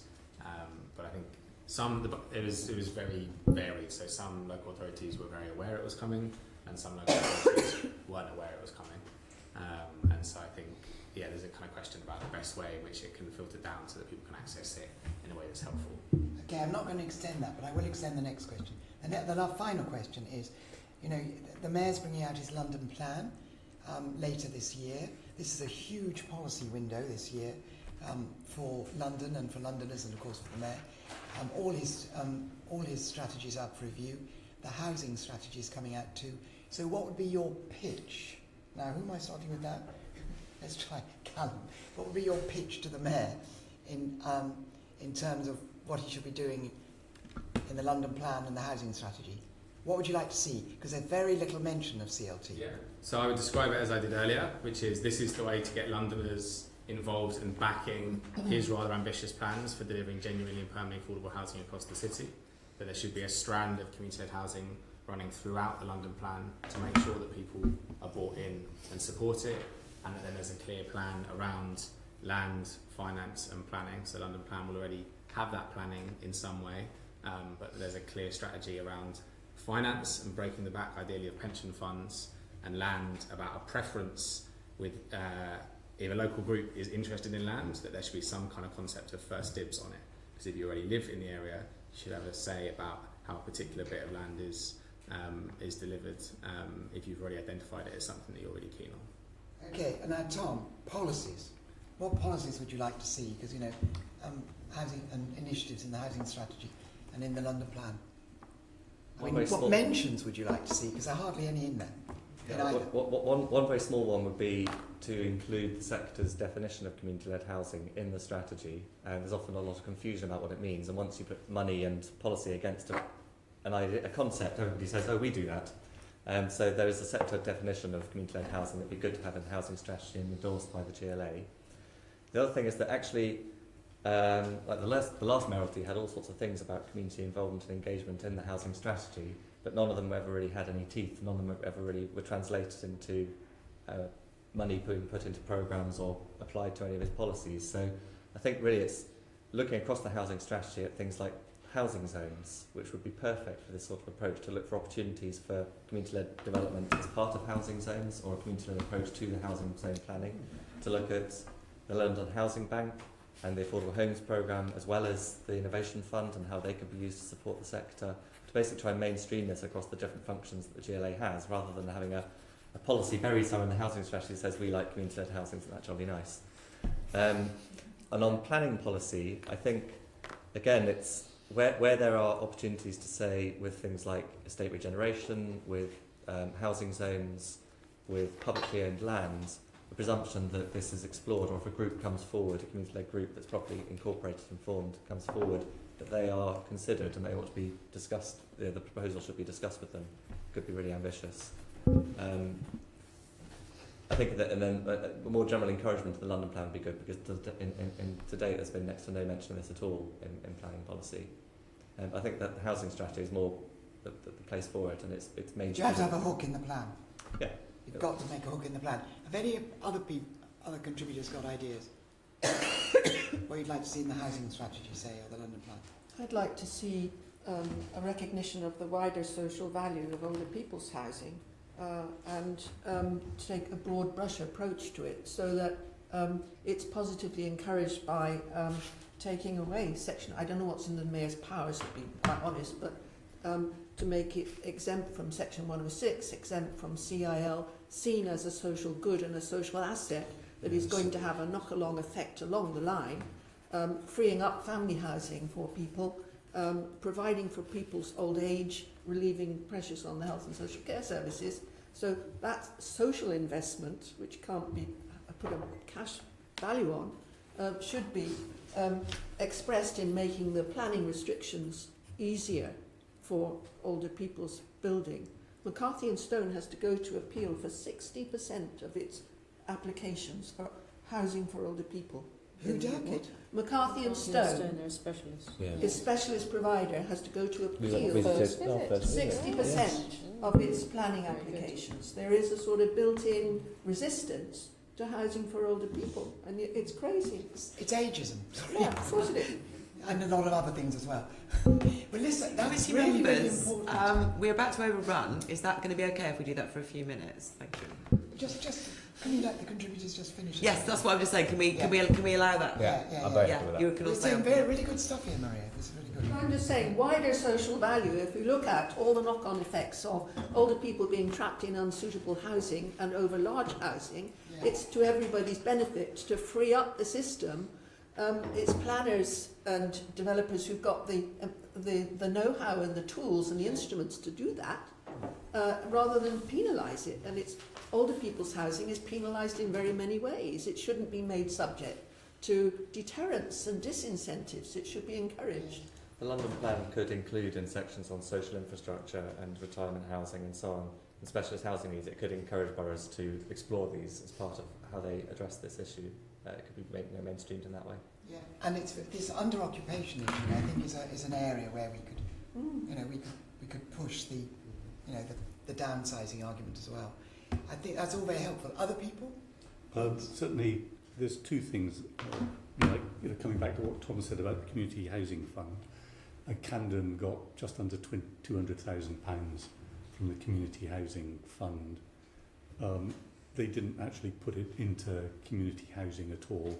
It went into a general pot for rehabilitation, which I thought was extremely disappointing. The other thing is the GLA Innovation Fund. Again, it's extremely, I made an application to the Innovation Fund, or we made an application to the Innovation Fund, and we thought it would actually be providing support for innovative housing. It actually wasn't. we had to be a registered provider.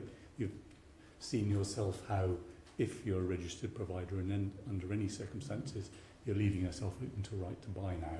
So being a registered provider isn't a good route for many. I don't think you have to be a registered provider, do you, to go for For the the innovation innovation fund? fund. Pardon? Even for the innovation You don't fund. have to be a registered provider to go for the innovation fund. Well, you don't have to be, but to get grants under the Innovation Fund you do, to get loans under the Innovation Fund you don't. So we applied for a, we were hoping for a grant. We couldn't get a grant because we're not a registered provider. No, there's a new statement by the mayor. We could apply for a loan, a small loan at quite high interest rates. Fine, okay. Anyone else, just quickly, we've been given a little minute extra. Anyone else got anything to say about the pitch to the mayor in terms of London plan and the housing strategy? Social value is really important. One of the things we want to do is have a health legacy and good relationships with the hospital, who will be neighbours to, and we've got stuff in our plans about that. Also, the environmental value. We've put a lot of planning into that for our site. We have a wonderful legacy there, which we want to maintain. And finally, something about building communities. With a site our size, 800 homes, we've got a real opportunity to have lifetime homes there, people being able to move around and build a real community there who will have control over their housing. So those elements as well. Excellent. Can I just make one pitch? And I'll be about 1 minute. In a few weeks, we'll be bringing out, the planning committee is bringing out its report on off-site housing and how the mayor can help accelerate the taking up of precision engineered. These are not the boxy prefabs of the past. Just look at Bacton in Camden. And very, very eco-efficient, very quick to put up. And it might be something that you would want to look at. Also, lifetime homes, you can move the walls around inside. Could be very good. Just a plug for that. But very eco-efficient. Most of the bills are slashed for a 4-bed, 3-storey house or apartment. You're talking about £300 instead of £1,500. That's a lot of disposable income. A number of CLTs in other parts of the country are looking at off-site manufacturing and talking to providers, companies that do very, very high-spec passive house off-site and so on. So it's kind of, it's definitely Brilliant. Okay. We'd love to meet up with you and chat about Yeah.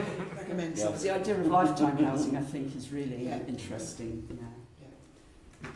Thank you, Nikki. Okay, thank you to all the guests. I realise we got to the end there, and there may be other things you may want to suggest to us in terms of mayoral policies or planning policies. If there is, please do write into us. We'll take your submissions.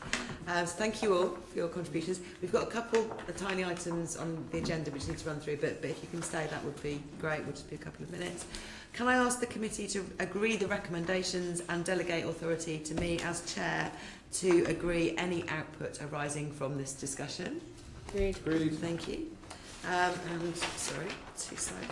Can I ask members to note the initial priorities for its work programme, which is item 9 on the agenda, for the current Assembly year, which are in paragraphs 4.1 to 4.2 of the report? Agreed. Thank you. The next meeting is on the 5th of September at 10 o'clock in the chamber. Apparently. Wow. Thank you. Can you note this, please? And there is no urgent business today, so I can now declare the meeting closed. Thank you. GLA, Committee Room 4, Sound.